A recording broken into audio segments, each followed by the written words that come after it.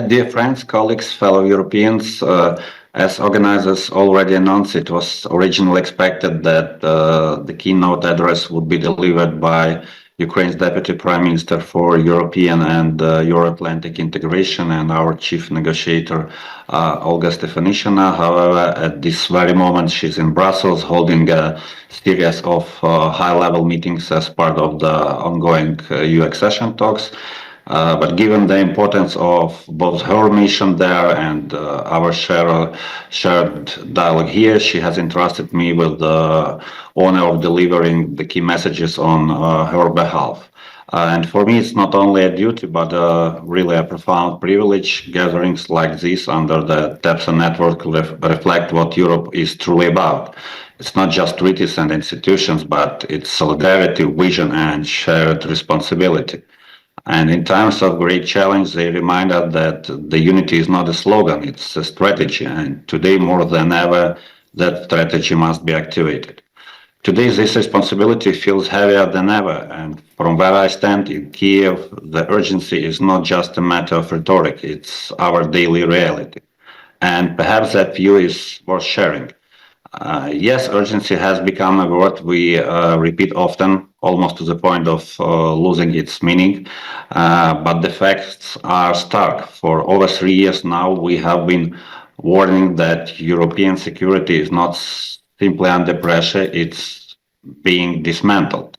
Let's be clear, the current collapse of the European security order did not begin in 2022. For us, it started in 2014 when Russia first invaded Ukraine, and that was the first stage of disintegration. The second came when the web of Cold War era treaties on conventional and missile forces, the very architecture that keep peace through deterrence, began to unravel. These treaties allowed the Cold War to stay cold. Their demise marked a dangerous drift into the unknown. To call today's tensions a new Cold War is misleading. It's not a new standoff, it's a new instability, unfortunately. The third stage is upon us right now, the largest war on European soil since 1945, and just when many thought we had hit rock bottom, someone knocked from below. That someone is the shifting geopolitical tide in the Euro-Atlantic space and the first stage of this collapse, and likely not the last. What matters most now is not just how we describe this crisis, but how we respond to it. And there are two hard truths emerge. The first one is that our collective response has too often been too slow and too cautious. And the second, that at every stage Europe sought dialogue with the aggressor, and at every stage it was ignored. Yet there is a silver lining. Europe has made serious efforts to enhance its security over the past decade, but the pace must now match the stakes, and that requires vision. Waiting for the war to end is not a strategy. Believing that peace will bring a return to normal is an illusion. There is no normal to return to. We must build a new security order together, not after the war, but during it. And one country in the EU has shown the way, and it's Denmark.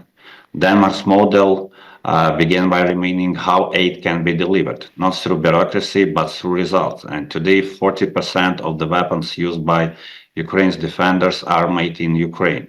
Our defense industry has grown from 1 billion to 35 billion in just 3 years. This is step one, creating a new model of defense cooperation driven by mutual investment and trust. Step two can follow during Denmark's EU presidency, scaling this model into the European framework for defense integration.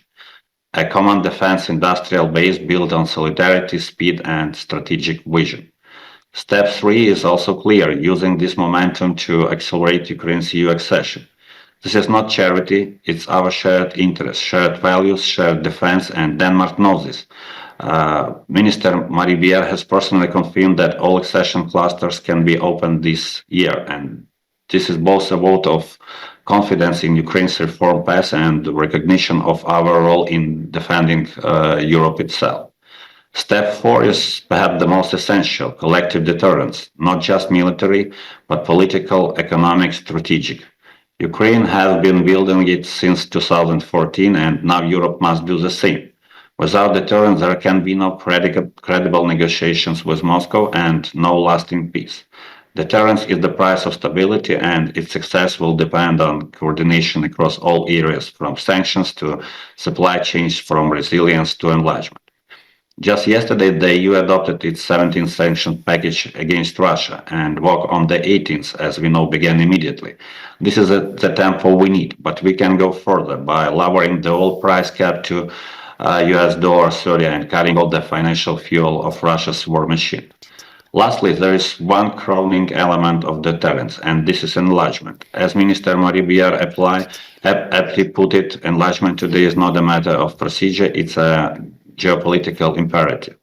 Ukraine's EU membership is not merely about ticking off clusters of the acquis. It is about ensuring stability where instability once reigned. It's about reinforcing the European project where it is most tested. Ukraine is ready to move forward and ready to move fast. We have fulfilled all the necessary preconditions for opening the first negotiation cluster, fundamentals.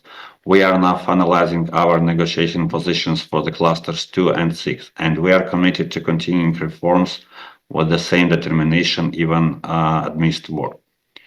We therefore call on all EU member states to support this next step. It's not only about Ukraine's future, it is about Europe's credibility, its resilience, and its ability to act. This is the benchmark we must not forget and the standard we must act upon. Let us stay bold, let us stay united, and let us build European security not someday, but now, together. Thank you very much.